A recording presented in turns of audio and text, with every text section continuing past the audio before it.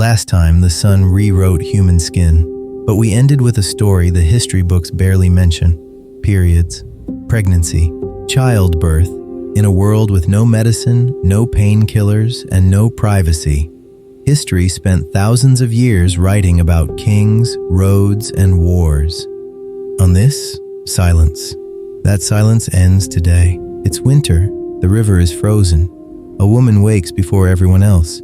Something warm is running down her leg. She already knows what it is.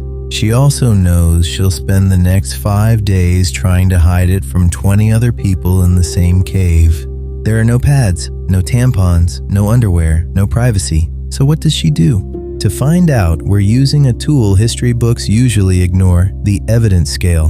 And the strangest part? The answer might not be what anyone thinks. Documented, plausible, speculative, internet myth. Because the answer isn't a single fact, it's a journey. Everyone has heard the easy answer: moss, animal skin, folded grass. That's the list the internet repeats in every comment section, every video. There's just one problem. Archaeologists have almost no evidence that prehistoric women used any of them. If archaeologists found a stone knife buried beside her today, we'd recognize it instantly. If they found the pad she used yesterday, it would already have disappeared. One of the most routine parts of female life is almost invisible in the archaeological record. We can name the kings. We can't name what she used on a Tuesday. So here's the question almost nobody asks, and it changes everything. What did cave women really use? And the stranger question hiding underneath it: did they even have periods as often as we do? Because the answer to that one rewrites the whole story. The Old Human, Episode 14. How did cave women really handle their periods? Half of the human population has been dealing with this for hundreds of thousands of years. And yet historians will spend 40 pages on how Romans built roads and 0 sentences on how a Roman woman lived her life. That's not an accident. That's a choice. And it erased an enormous part of our past. And here's where the science gets strange. Why do we bleed at all? The leading idea: humans are expensive. Our embryos burrow deep into the uterine wall, deeper than most animals. The body can't quietly recycle the lining like a dog can, so it sheds it. Bleeding isn't a flaw, it's the price of being human. Now for the surprise that flips the whole genre: a modern woman has around 450 periods in a lifetime, maybe more. Now picture a cave woman. Her life is a repeating loop of pregnancy, childbirth, and years of breastfeeding. And here's the thing about breastfeeding: it can pause periods entirely. And here's the biological why. Almost everyone gets this part wrong. Most mammals don't have periods. Dogs don't, cats don't, cows don't. They absorb the lining of the uterus instead of shedding it. Only humans, some primates, a few bats, and the elephant shrew menstruate. Out of thousands of mammal species, a handful. And we're one of them. Add it up. Frequent pregnancies, long stretches of nursing, hard physical work, lean food, later start. For many prehistoric women, periods may have been interrupted by pregnancy for years at a time. Some researchers think the average prehistoric woman may have experienced far fewer cycles in her whole life than a modern teenager has by age 18. Modern hunter-gatherer studies back this up. Among the Semaine of Bolivia, women have long stretches of nursing and closely spaced births. Among the Ju-Hwansi of southern Africa, birth spacing of several years was common, with breastfeeding in between, no pads, no tampons, and in many cases, no periods and for years at a stretch. Let that sink in. The premise of every video about ancient periods, they had to deal with it every single month, may be wrong. A cave woman's period wasn't a monthly chore, it was an event. A rare, powerful, often interrupted event, which makes what she did with it even more remarkable. Because periods still happened between pregnancies during teenage years for women who never had children, and when they happened, she had to keep living, working, carrying water, hunting, nursing, so we still need an answer, and that's where the story gets strange. Archaeologists recently realized something strange. The more they dig, the less they find. Organic material, moss, leaves, hide, fiber, decays, and what survives is almost never identified. If a cave woman wrapped moss in hide and left it behind, we would not recognize it in 10,000 years. we would see dirt. And here's a detail nobody mentions. Any reusable material gets washed. Blood-soaked cloth goes in the river. Water, scrubbing, sun-drying. The evidence literally washed away. Men wrote the texts. Men didn't ask. Women knew, and their knowledge lived in communities, not libraries. That knowledge is lost. Here's something almost nobody realizes. Archaeologists have found thousands of prehistoric spear points, thousands of stone knives, thousands of butchered bones. They have never identified direct evidence of a prehistoric menstrual pad, not one. To find one, we'd need a miracle of preservation, a bog, a dry cave, a frozen body. It hasn't happened, not anywhere. This is probably the world's oldest sanitary product. Or maybe it isn't. Let's find out, because that's exactly what this episode is for. So, how do we answer the question honestly? We use the scale we promised: documented, plausible, speculative, and internet myth. Every claim from here on gets one of those 4 labels. That's how we separate real history from what sounds good in a comment section. Moss. Plausible. It's absorbent. It's everywhere. It was used by women in many parts of the world in recorded history. But here's the honest part. We have almost no direct evidence prehistoric women used it. It's a reasonable guess, an informed guess, not a fact. The internet sells it as a fact, except that's probably wrong. The internet's version anyway. Animal skin, speculative, and honestly not great. Untreated hide doesn't absorb blood. It's stiff, heavy, and miserable to clean. Might it have been used as a covering or a barrier? Possibly. As a pad? That's a stretch. Give that one a skeptical eyebrow. Folded grass, plant fiber, soft inner bark. Plausible, and probably the closest to moss in practice. Available everywhere. Replaceable. Left no trace. If a cavewoman was using anything, this family of materials is the best bet we have. Still, best bet, not proof. Honesty is the whole point of this episode. Here's one almost nobody mentions: free bleeding. Loose, layered clothing, skirts, wraps, folds of hide, could absorb a lot without any product at all. Many women through history simply bled into their clothes. It wasn't comfortable, but it worked. And that might have been the most common answer of all. I bet you've never thought about this.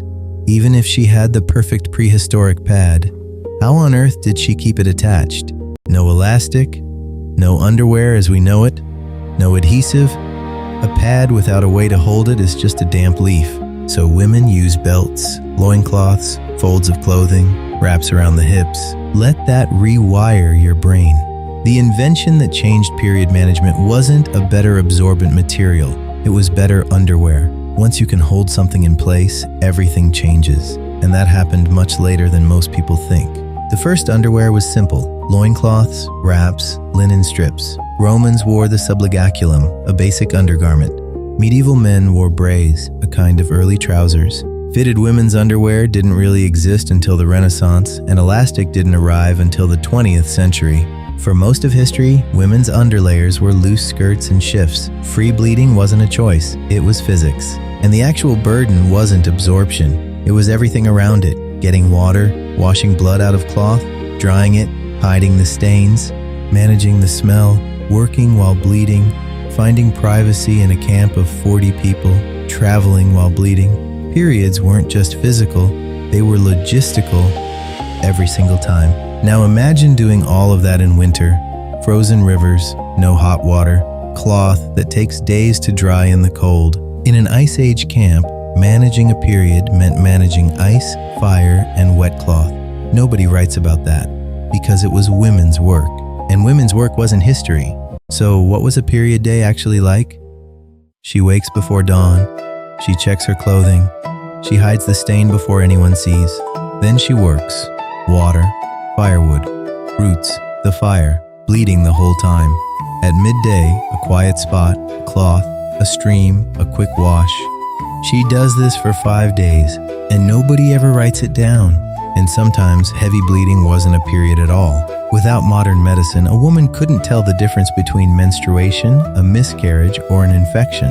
A woman could bleed for days and nobody could tell her why. That fear was real, it was ancient, and it shaped everything. Okay, so prehistory gives us silence. But then, people start writing things down. Egypt, Greece, Rome, China. Surely now we finally know, right? Not even close. Ancient Egypt, as usual, is doing the most. The Ebers Papyrus, one of the oldest medical documents ever found, dates to around 1550 BCE. It contains gynecological treatments. The Egyptians documented this. What did women use? The leading theory, softened papyrus. Cheap, everywhere, soft when processed, plausible, and more documented than almost anything in this episode. But wait, you've heard the famous claim, Egyptian women used papyrus tampons. Archaeologist Dr. Smitty Nathan, who made a whole video about it, points out the evidence is much weaker than the internet suggests.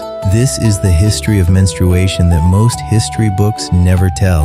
The papyrus existed, the tampons, not directly documented. A real civilization, a plausible material, and a claim that grew legs. But here's the beautiful part. In Egypt, menstruation wasn't shameful. It connected women to Isis, to fertility, to the flooding of the Nile, the cycle that made Egypt possible. Women weren't locked away. They weren't dangerous, they lived their lives. Egypt is genuinely the hero of this story. Then Greece, birthplace of democracy, philosophy, mathematics, and some of the most spectacularly wrong ideas about the body ever written down. Aristotle believed menstrual blood was failed semen. His theory, women's bodies tried to make semen like men, but because women were colder and weaker, it failed. The result? Blood. This was mainstream science for centuries. Let that sit with you. And here's the strange part. At the same time, Greek medicine was genuinely ahead of its time. Hippocrates wrote about menstruation as a normal function tied to health. Missed periods were treated as a medical problem. So you had brilliant physicians and one spectacularly wrong philosopher. Both Greek, both respected. It's a very Greek contradiction, brilliant and unhinged simultaneously.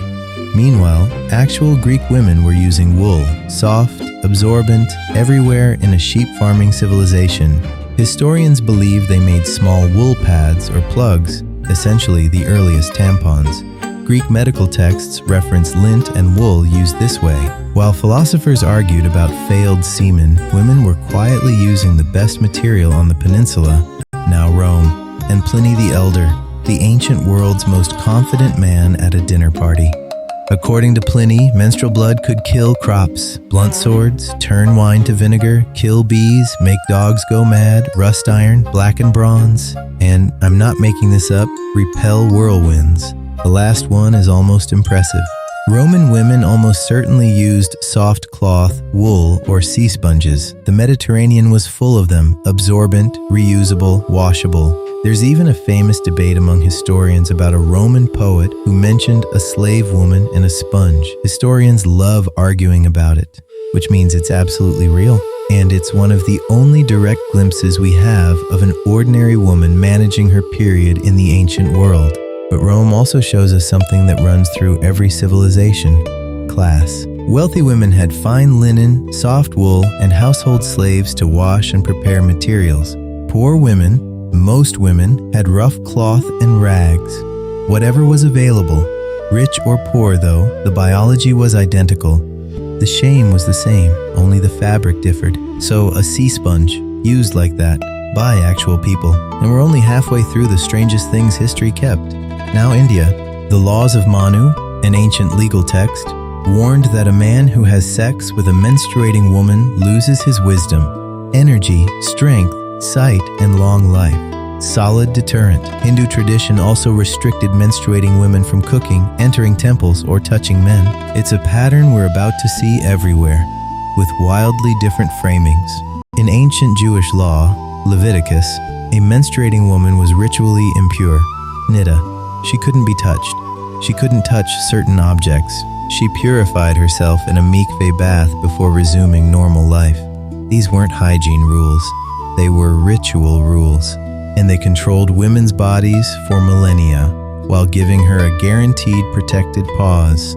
Zoroastrian texts went further than almost anyone. A menstruating woman was to be isolated in a special area, given limited food, and forbidden contact with fire, water, and earth. There, sacred elements. No fire, no water, no earth. Think about how difficult that makes even basic life. The sacredness of the elements and the danger she supposedly posed to them merged into total isolation. Across the Americas, Africa, and Asia, menstruating women lived in moon lodges, separate huts, for days at a time. And here's the twist. In many cultures, it wasn't punishment, it was power. She was at her most spiritually potent. It was closer to a monthly retreat. Rest, sisters, no chores. Same practice, completely different meaning. That's the story of this whole episode.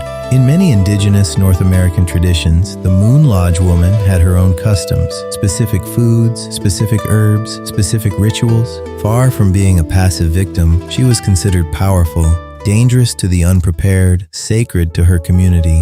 When she returned, she came back with renewed status. Isolation was real, but it was never just one thing. It could be prison or palace, depending on who was telling the story.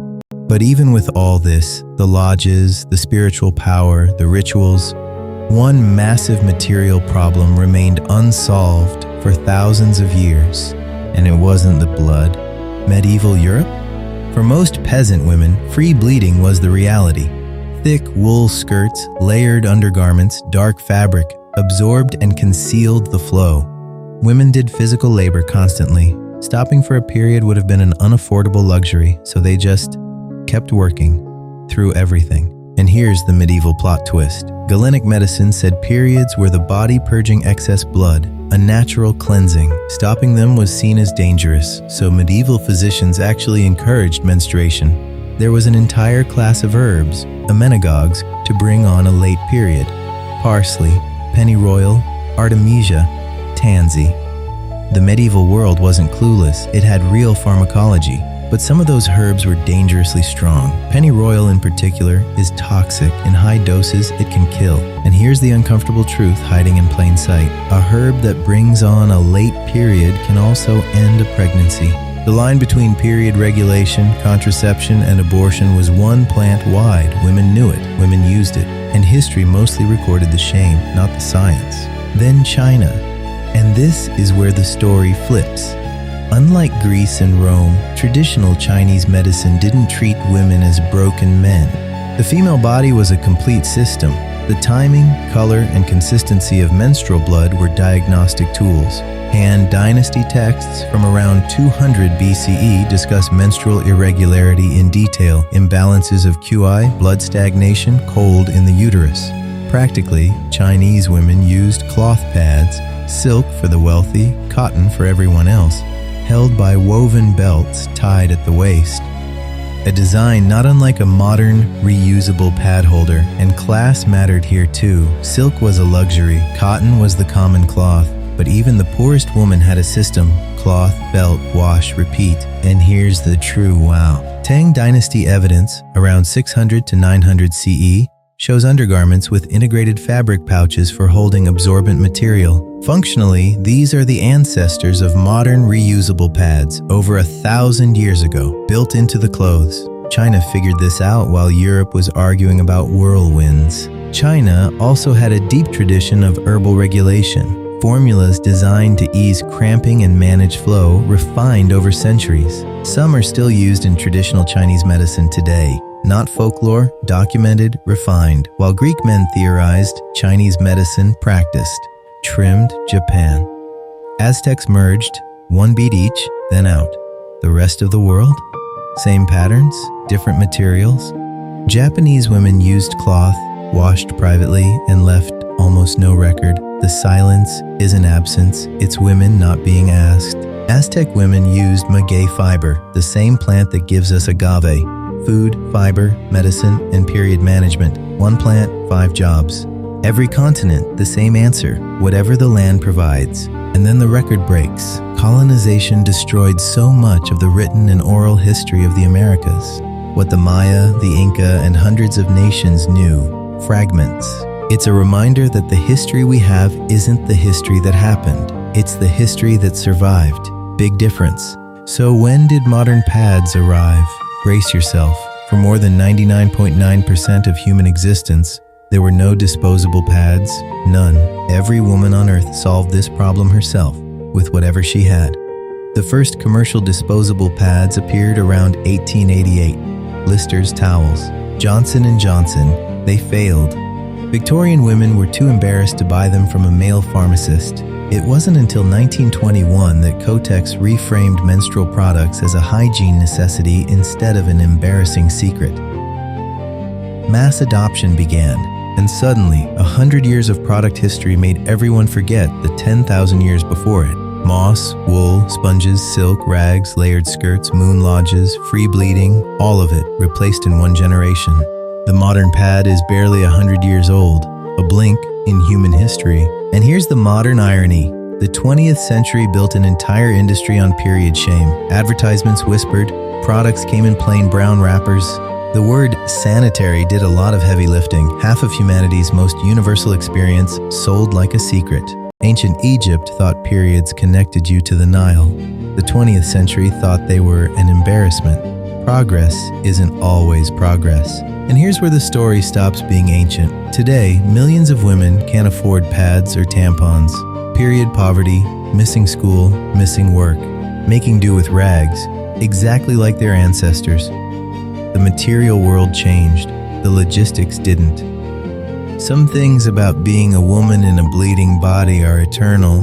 Trimmed. Moon myth. Plus blood is medicine merged. 2 myths, 1 beat. 2 myths worth busting. The moon connection is ancient and beautiful, but period syncing? Largely debunked by modern studies. And menstrual blood? Feared in Rome, used as medicine elsewhere, never neutral. We wanted the universe to match our bodies. Sometimes it just doesn't. We haven't talked about the pain. Cramps are not modern. They're ancient, and they've always been real. Greek women used warm wine compresses. Roman doctors prescribed exercise. China had elaborate formulas, and almost universally, the same herbs appear: chamomile, ginger, cinnamon, fennel. These aren't random folklore. They contain compounds with measurable effects. Women tested things generation after generation and reported back. That's science. Just science with no lab coats. And let's be honest about what worked meant. Heat, rest where possible, massage, herbal teas, movement. None of it stopped the pain. Some of it took the edge off. Mostly, women worked through it because the alternative, stopping, wasn't available. Pain management in the ancient world was a luxury. Endurance was the default. Imagine her first period. No warning, no explanation, no internet. In many cultures, an older woman, mother, grandmother, aunt, sat her down and told her what it meant. In some, it was a rite of passage. New clothes, new status. In others, fear and secrecy. One body, same event. 1,000 different stories. And in all of them, women passed the knowledge down by hand. Some ceremonies were spectacular. The Apache Sunrise Ceremony still celebrates a girl's first period with days of dancing, prayer, and community. She's not hidden. She's honored. She's believed to hold the power of changing woman herself. Contrast that with cultures where a first period meant early marriage. Same biology, opposite treatment. The body is universal, the meaning is a choice, and the fear was real. Commenters on these videos share the same stories, generation after generation. My grandmother thought she was dying. I called my mother crying. I thought something was wrong with me. This happened in the 1900s. It happened in 1950. It still happens today. Knowledge was power, and too often, silence was the inheritance. In most cultures, the first period changed everything. Status, marriageability, expectations. You're a woman now. Spoken with pride or with weight, depending on the world she was born into. For cavewomen, the meaning was probably simpler and more practical. She could now carry a child. In a tiny group fighting to survive, that mattered more than almost anything. And here's the beautiful ending to the frequency story: menopause. Only humans and a few whales live decades past the end of fertility. Why? The grandmother hypothesis. Grandmothers who stopped having babies could help raise everyone else's. A menopausal grandmother, experienced, freed from her own pregnancies, may have been the reason grandchildren survived. Her last period wasn't the end of her power. In evolutionary terms, it may have been the beginning of ours. So what does all of this actually mean? First, women were never passive victims of their biology. Across every civilization, women built practical, sophisticated solutions with whatever they had. Wool, papyrus, silk, sponge, moss, skirts, belts, moon lodges, herbs. The materials changed, the resourcefulness never did. Second, the biggest obstacle was never material. Wool existed everywhere, cloth existed everywhere, sponges existed around the Mediterranean. The problem was the culture around menstruation. When a society called it dangerous or impure, women were locked away. When a society called it biological or sacred, women lived their lives. Identical materials, radically different outcomes. Third, men wrote the history, and they wrote it from the outside. Pliny's whirlwinds tell us nothing about Roman women. They tell us what Roman men feared.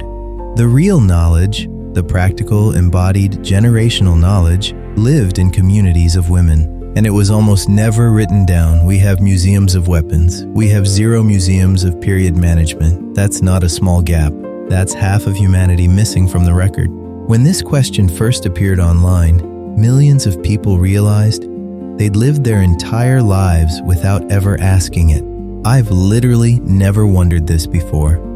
That's the most common comment on the breakout video. If men had periods, we would literally be celebrating Period Day. That one's my favorite. The demand was always there. The silence was the only invention that didn't work. So, back to her, our cave woman, bleeding in the firelight. Did she use moss? Maybe. Hide? Possibly. Layered clothing? Probably. Nothing at all? Quite possibly. We don't know. And that's the most honest answer in this whole story. She managed. She survived. She passed it down. And she did it without a single written record. Here's the truth we can defend. She bled less often than we assumed. She used what her land gave her. She washed, reused, and improvised. She kept living through it. And she passed the knowledge to her daughters by hand. We can't tell you her exact method, but we can tell you this. She wasn't helpless. Helplessness is a luxury of the present. She was a professional. We excavated palaces, we excavated pyramids, we excavated kings. But we almost never excavated the ordinary women who kept humanity alive. Half of humanity carried this knowledge for hundreds of thousands of years. Then history forgot to write it down. History remembered the kings. Humanity survived because of the women. This forgotten chapter of menstrual history is just the beginning of her story. Because our cave woman's body was built for something even more dangerous next. Pregnancy. Childbirth before medicine. No surgeons, no antibiotics, no anesthesia. The moment that killed more women than almost anything in prehistory, and the trade-off that made human brains possible. How did any of them survive it? Subscribe for more stories about the mismatch between your ancient body and your modern world. And if this episode surprised you, the next one will break your brain. The fire is still burning. This is the old human.